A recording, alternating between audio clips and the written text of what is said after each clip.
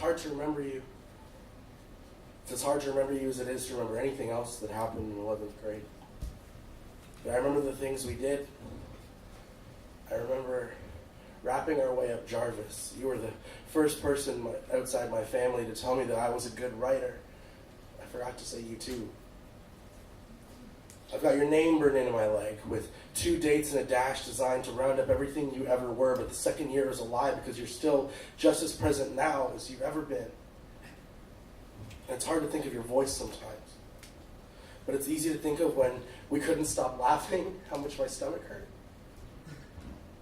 It's hard to remember what you looked like when you smiled. You did it so rarely.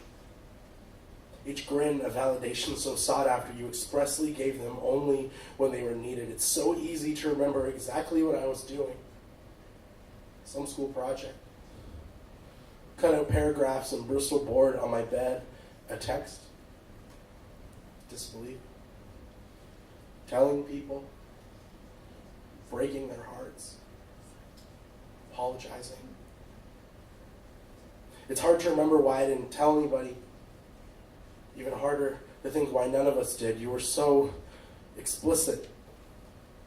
So few people are granted the knowledge that a storm is coming. Some can only guess. Most get caught in the rain.